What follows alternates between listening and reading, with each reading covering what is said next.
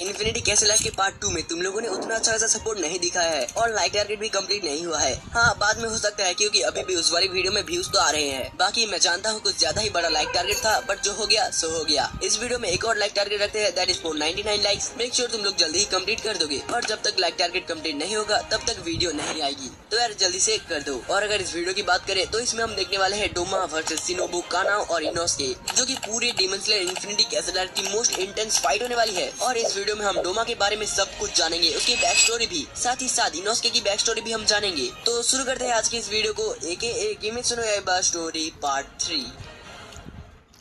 तो यार अगर तुमने डीमन स्लेयर पार्ट 1 देखा है तो तुम्हें पता ही होगा कि कैसे सारे के सारे हाशिरा इन्फिनिटी कैसल में एंटर करते हैं। देन सबसे पहला हाशिरा जो कि अपर मून से मिलता है वो है शिनोबु। शिनोबु जैसे ही गेट खोलकर अंदर आती है तभी वो देखता है डोमा को, जो कई सारे लड़कियों को खा रहा था। देन डोमा शिनोबु को ग्रीट करता है, जिसको सुनकर शिनोबु हैरान हो जाती है क्योंकि एक डीमन इतना सिंपल तरीके से बात कैसे कर सकता है। और तभी उन लाशों के ढेर में से एक लड़की चिल्लाती है और मदद की भीख मांगती है, जिसको डोमा एक ही झटके में खत्म करने की कोशिश करता है, लेकिन तभी शिनोबु उसको बचा लेती है।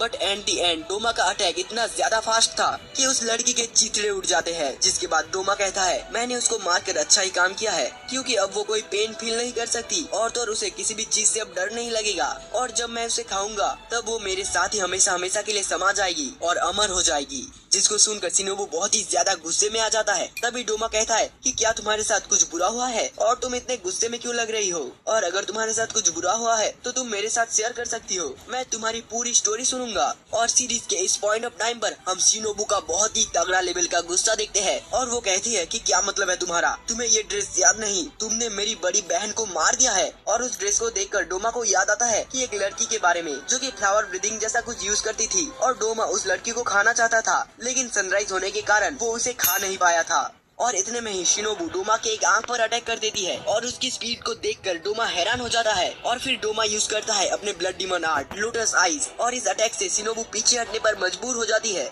और तो इस अटैक के दौरान वहाँ पर बहुत ज्यादा ठंड बढ़ जाती है, जिससे कि शिनोबु को सांस लेने में बहुत ज्यादा दिक्कत हो रही थी। और फिर डोमा कहता है तुमने मेरे गले के बजाय मेरे आंख पर हमला किया, जिससे कि एक अपर मून को कुछ नहीं होगा।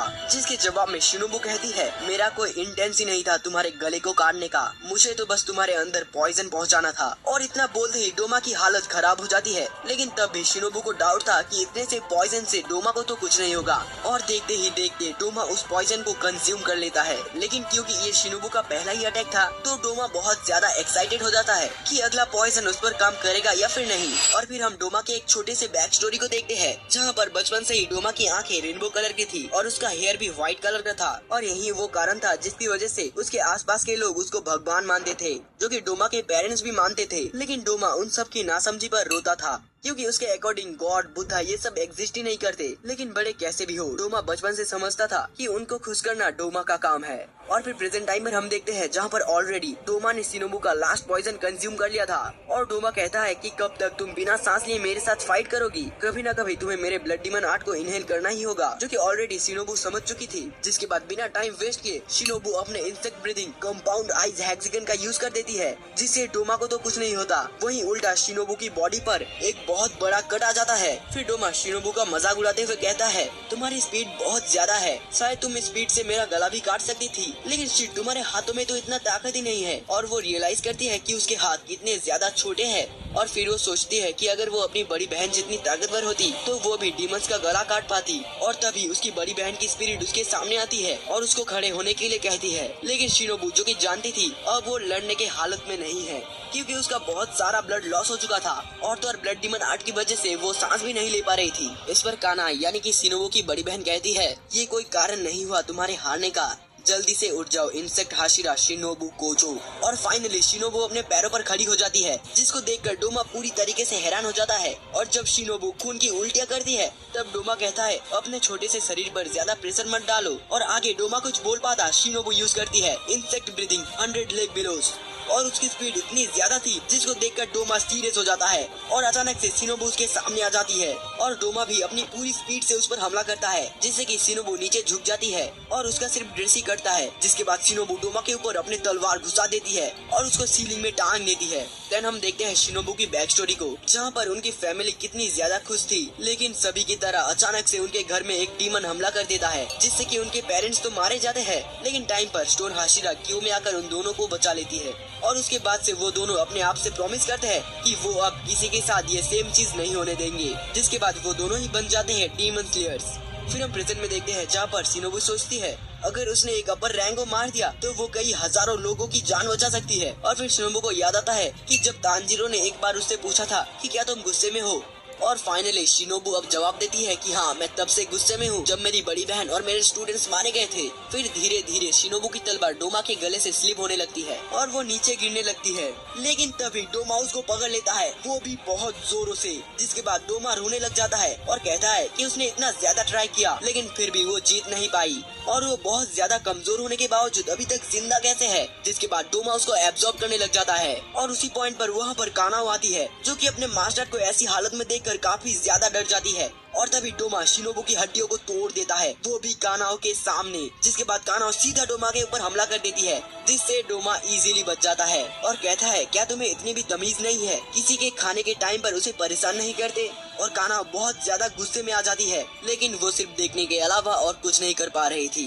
और देखते ही देखते डोमा शिनोबु को पूरी तरीके से कंज्यूम कर लेता है। जिसके बाद हम देखते हैं सीधा जेनेत्सु की फाइट को, जो कि मैंने ऑलरेडी मेरे पार्ट 1 में एक्सप्लेन कर रखा है। और फिर हम देखते हैं तांजीरो और ग्यू की फाइट को, जो कि अगेन मैंने ऑलरेडी एक्सप्लेन कर रखा है मेरे पार्ट 2 में। तुम लोगों को मेरे चैनल पर ये दोनों वीडियो ही मिल जाएगी। और इन सारी फाइट के बाद हम देखते हैं डोमा वाली फाइट को, जहाँ पर डोमा को रियलाइज होता है कि अभी अभी आकाजा मारा जा चुका है और आकाजा के मरने से पहले उससे कुछ अलग तरीके की सेंसेशन महसूस हो रही थी, जो कि ऑब्वियसली कोयोकी की वजह से हुई थी। लेकिन डोमा को इन सारी चीजों से कोई फर्क ही नहीं पड़ता और वो अपने सामने खड़ी हुई लड़की से उसका नाम पूछती है, जिसके जवाब में वो कहती है सुयूरी कनाओ। और उसकी हालत बहुत ज्यादा खराब थी और वो शिनोबु की छोटी बहन है। जिस पर डोमा कहता है तुम्हें देखकर तो नहीं लग रहा कि तुम लोग ब्लड रिलेटेड हो।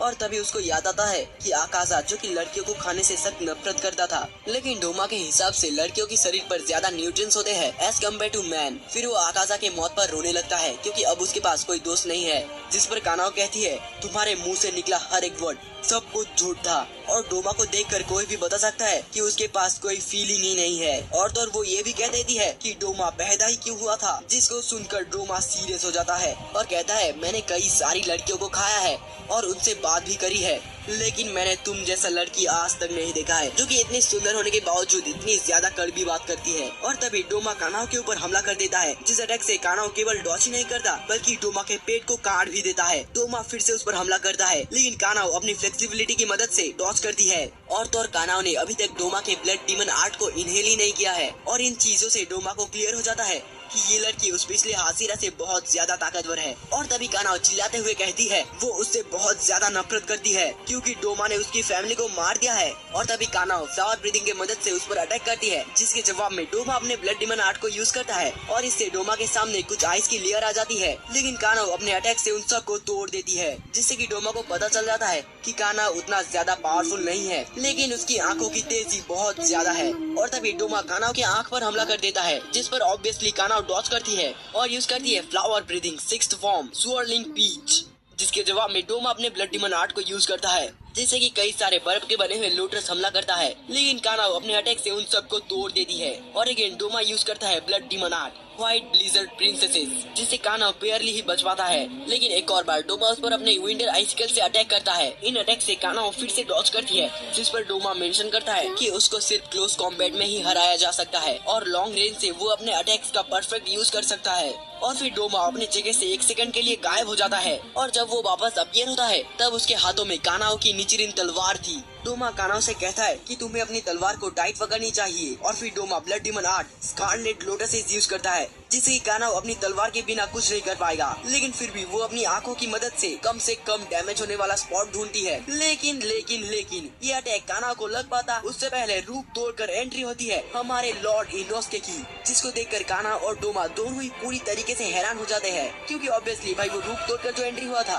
और फिर इनोस्के अपने सामने खड़े हुए डीमन को जूम इन करके देखता है और अनाउंस कर देता है कि ये डीमन अपर मुन 2 है, जिसको इनोस्के आज ही मारेगा और फाइनली बन जाएगा एक हाशिरा। और फिर डोमा कहता है मैं कौन सा अपनी आइडेंटिटी छुपा रहा था। फिर डोमा अपने मन में कहता है कि ये बंदा बहुत ज्यादा इंटरेस्टिंग कैरेक्टर है। जिसके बाद इनोस्के कानाओ को देखते हुए कहता है तुम्हें बहुत ज्यादा चोट लगी है। अगर ये बात शिनोबू को पता चली तो वो बिल्कुल भी खुश नहीं होंगी। जिसके जवाब में कानाओ कोई भी रिस्पॉन्स नहीं करती है और तो और वो बहुत दुखी भी हो जाती है। जिसको देखकर इनोस्के समझ जाता है कि शिनोबू अब मारी जा चुकी है। और दूर में खड़ा हुआ डोमा जो कि ये सारी बात सुन रहा था, वो कहता है कि किसने कहा शिनोबू मारी जा चुकी है, वो तो मेरे अंदर हमेशा के लिए समा चुकी है। और फिर इनोस्के को याद आता है कि कैसे शिनोबू ने उसके हाथ में पट्टी बांधी थी और प्रॉमिस किया था कि वो कभी भी इस पट्टी को नहीं उतारेगा। और तभी इनोस्के सीरियस होते हुए कहता है मैं तुम्हें मार डालूंगा और अपना हमला लॉन्च करता है। फिर कानाओ उसे इन्फॉर्म करती है कि डोमा की बनाई हुई एयर को बिल्कुल भी इनहेल मत करना।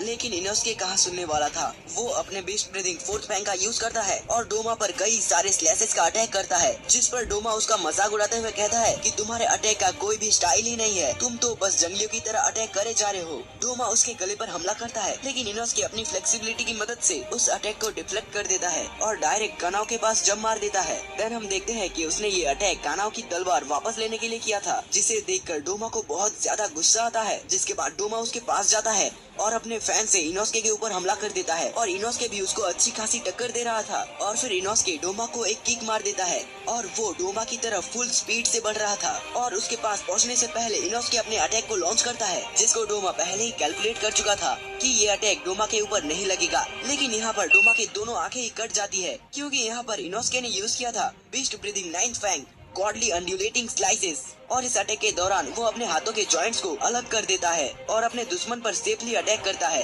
जिसको देखकर कानाओ पूरी तरीके से हैरान हो जाती है। और तभी इनोस्के एक ही झटके में अपने जॉइंट्स को एक जगह पर ले आता है और कहता है मैं तो तुम्हारे गले पर मारना चाहता था। जिस पर डोमा कहता है मैंने कभी भी तुम्हारे जैसे इंसान से फाइट ही नहीं किया है। और फिर इनोस्के कहता है ये इसलिए क्योंकि आज तक मेरे लेवल पर कोई पहुंचा ही नहीं था। और फिर हम देखते हैं एक ही झटके में इनोस्के का मार्क्स गायब हो चुका था और वो मार्क्स डोमा के हाथों में था। और फिर डोमा कहता है बोर की चमड़ी बहुत ज्यादा पुरानी हो चुकी है और आखिर तुम्हें इन सड़ी हुई आंखों से दिखाई भी कैसे देता है। जिस पर इनोस्के अपना मार्क्स वापस मांगता है, लेकिन तभी डोमा कहता है एक सेकंड, मैंने क्या तुम्हें कहीं देखा था। इस पर कानाओ कहती है डोमा बस तुम्हारा ध्यान भटकाने की कोशिश कर रहा है। और तभी डोमा अपने दिमाग में अपनी उंगली घुसा देता है और याद करता है कि वो कौन सी मेमोरी थी। और उसके बाद उसे याद आता है एक लड़की के बारे में, वो भी आज से 15 साल पहले, जिसकी एज लगभग 17 या फिर 18 साल के आसपास थी और उसका पति उसको बहुत ज्यादा मारता था और तो और मेंटली भी बहुत ज्यादा परेशान करता था। और इसीलिए वो अपने घर को छोड़कर डोमा के मंदिर आ गया था और डोमा ने भी उसको अपने मंदिर में जगह दी थी। और तो और डोमा जैसे राक्षस को भी उस लड़की के ऊपर दया आ गया था, क्योंकि उसकी पूरी बॉडी सूजी हुई थी और एक आंख से अंधी भी हो गई थी।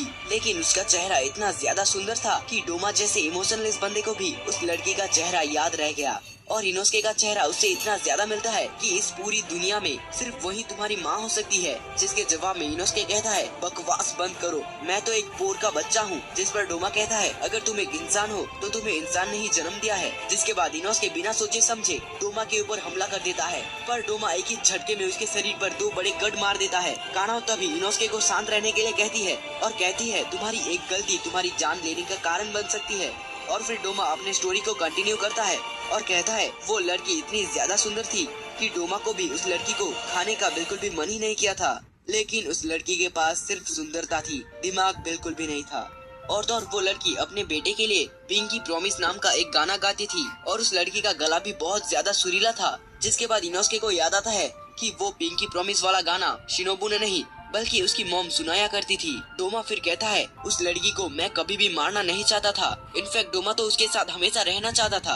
बट जैसे कि डोमा ने बताया उस लड़की के पास सिर्फ सुंदरता थी, दिमाग बिल्कुल भी नहीं था। जिद्दी दाग निकलेंगे सर्फ एक्सेल मैटिक से फर्स्ट वॉश में। फर्स्ट वॉश में क्या पाउडर वाले ये मानेंगे? इम्पॉसिबल। पाउडर वाले हैरान होंगे क्योंकि सर्फ एक्सेल मैटिक लिक्विड की इंस्टा स्टेनफुल टेक्नोलॉजी निकाले जिद्दी दाग फर्स्ट वॉश में, हैरान कर डाले। ये रसीले लाल टमाटर मेरी पहुंच में कहा। हाँ?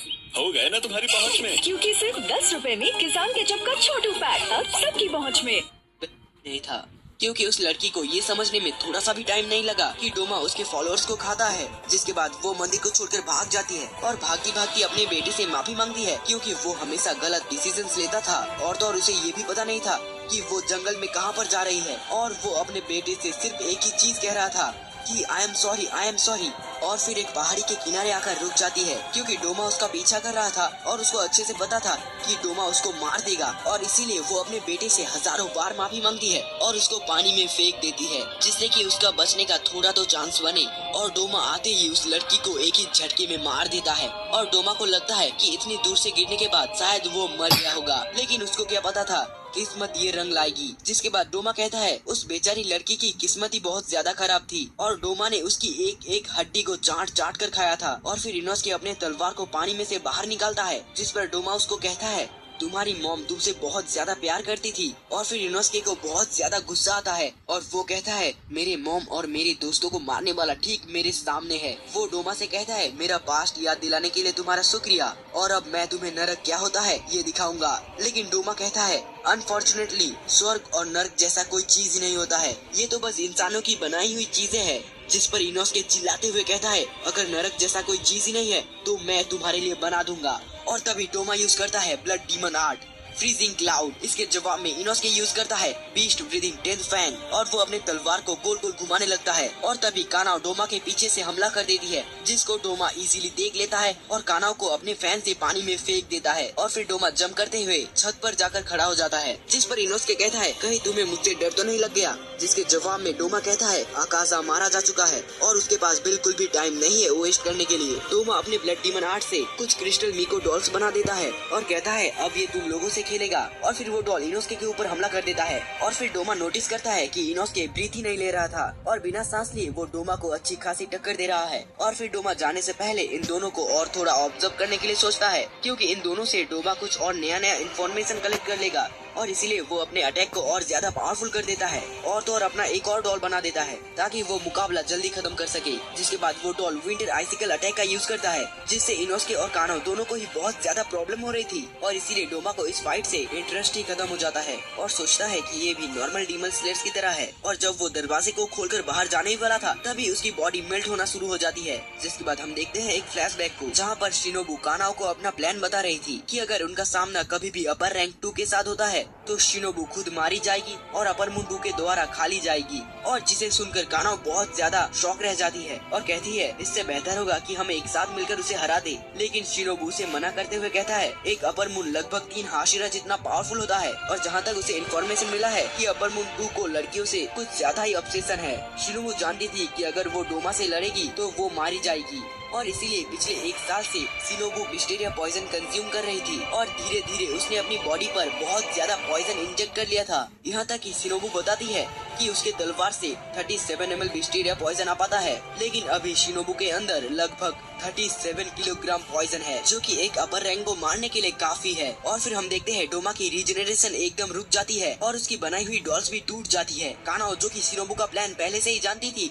वो कहती है अभी सही टाइम है डोमा को मारने का। और जैसे ही दोनों डोमा पर हमला करता है तभी डोमा यूज करता है अपना final move frost lily Bodhisattva और स्टैचू बिना टाइम वेस्ट किए इनोस्के और कानाओ के ऊपर हमला करता है। और कानाओ जो कि जानती थी अगर इस पॉइंट पर डोमा को मारा नहीं जाता है तो वो फिर से रिजेनरेट कर लेगा और इसीलिए कानाओ अपनी लास्ट टेक्निक का यूज करती है, जो कि उसे यूज करने के लिए शिनोबू ने मना किया था, क्योंकि इस अटैक के दौरान उसकी दोनों आंखें ही परमानेंटली ब्लाइंड हो सकती है। लेकिन कानाओ का ये सैक्रिफाइस शिनोबू के आंखें बहुत ज्यादा छोटा है और तभी कानाओ यूज करती है flower breathing final form scarlet spider lily eyes, जिससे उसकी आंखें पूरी तरीके से खून से लथपथ हो जाती है। और तभी वो देखती है बुद्धा स्टैचू इनोस्के को मारने ही वाला था कि तभी कानाओ उस स्टैचू का हाथ काट देती है और इनोस्के को फ्री कर देती है। और फिर कानाओ डोमा के गले को काटने ही वाला था कि तभी बोधिसत्व स्टैचू का मुंह कानाओ के पीछे आ जाता है और उसे आधे से ज्यादा जमा देता है और उसकी तलवार रुक जाती है। लेकिन तभी इनोस्के यूज करता है उसका ब्रांड न्यू तकनीक स्वॉर्डिंग थ्रो स्लाइसिस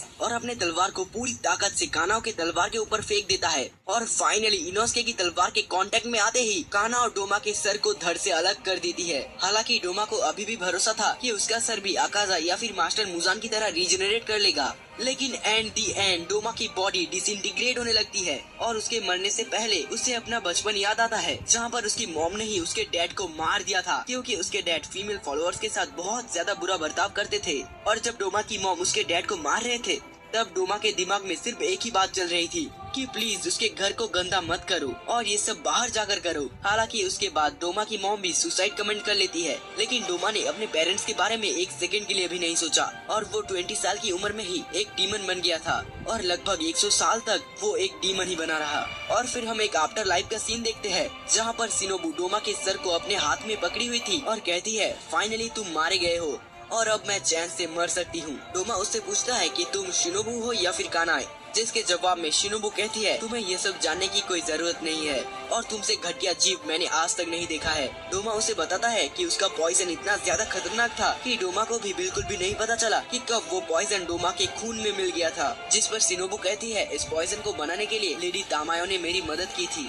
और एकदम से डोमा कहता है मेरा दिल, जो कि टेक्निकली अब एग्जिस्ट ही नहीं करता है, वो बहुत जोरों से धड़क रहा है। इसीलिए वो शिनोबू से पूछती है कि क्या ये प्यार है। और फिर डोमा को रियलाइज हो जाता है कि स्वर्ग और नर्क जैसा चीज एग्जिस्ट करता है, जिसके जवाब में शिनोबू उसे गाली देते हुए कहती है कि अच्छा होगा तुम जल्दी से नरक चले जाओ क्योंकि मैं तुम्हें और बर्दाश्त नहीं कर सकता हूँ। और फिर हम इनोस्के को देखते हैं जो कि अपनी जीत का ऐलान कर देता है, लेकिन इस पॉइंट ऑफ टाइम पर इनोस्के इतना ज्यादा कमजोर हो चुका था कि वो नीचे गिर जाता है। और उसे याद आता है कि एक दिन तांजीरो ने उसे बताया था कि सभी के मॉम्स होते हैं, पर उस टाइम तक इनोस्के को लगता था कि वो एक पोर के झुंड से है, लेकिन तांजीरो उसे कहता है तुम एक इंसान हो, तुम्हें एक इंसान ने ही जन्म दिया है। इनोस्के इस पर कहता है लेकिन मेरी मॉम ने तो मुझे छोड़ दिया है, जिस पर जेनेत्सु कहता है तुम्हारी मॉम की कोई मजबूरी होगी जिसकी वजह से उन्होंने तुम्हें छोड़ दिया होगा, लेकिन फिर भी उन्होंने तुम्हें एक नाम दिया है। और फिर इनोस्के कहता है अगर मेरी मॉम को मेरी जरूरत नहीं है तो मुझे भी उनकी जरूरत नहीं है, लेकिन तांजीरो उसे ये सब कहने से मना करता है क्योंकि सभी के मॉम उनसे बहुत ज्यादा प्यार करते हैं। और फिर प्रेजेंट में इनोस्के अपनी मॉम की याद में रोने लग जाता है। और दूसरी तरफ हम देखते हैं कानाओ को जो कि शिनोबू की हेयर क्लिप्स ढूंढ रही थी और उसकी एक आंख भी ब्लाइंड हो चुकी थी। और उसे याद आता है कि जब उन दोनों की बड़ी बहन अपर मून 2 के हाथों मारी गई थी और उसके फ्यूनरल के टाइम पर शिनोबू बहुत ज्यादा रो रही थी और उसी टाइम पर कानाओ को भी बहुत ज्यादा बुरा लग रहा था और वो भी रोना चाहती थी, बट वो रो नहीं पा रही थी क्योंकि इससे पहले उसने अपने फीलिंग्स को एक्सप्रेस करा ही नहीं था। कानाओ अपनी सभी दोस्तों से थैंक्स कहती है और अपनी बड़ी 2 बहनों से माफी मांगती है और तभी शिनोबू और कानाए दोनों ही खुश होते हुए उसके सर पर हाथ रखते हैं और मन में बोलते हैं कि तुमने बहुत अच्छा काम किया है। जिस पर कानाओ अपने सामने देखती है लेकिन उसके सामने कोई भी नहीं था। और फिर हम देखते हैं आफ्टर लाइफ का सीन जहाँ पर शिनोबू और कानाए अपनी फैमिली से मिलती है। कानाओ जिसके हाथ में उसकी दोनों बड़ी बहनें की हेयर क्लिप थी और वो फाइनली अपने इमोशन को एक्सप्रेस करते हुए रोती है। और फिर हम देखते हैं तांजीरो को जो कि आकाशा के फाइट के बाद बेहोश हो गया था और वो अचानक से उठता है क्योंकि कहीं से आग जलाने की बू आ रही थी और वो देखता है ग्यू को जो कि अपने तलवार को सेक कर अपने घाव को जला रहा था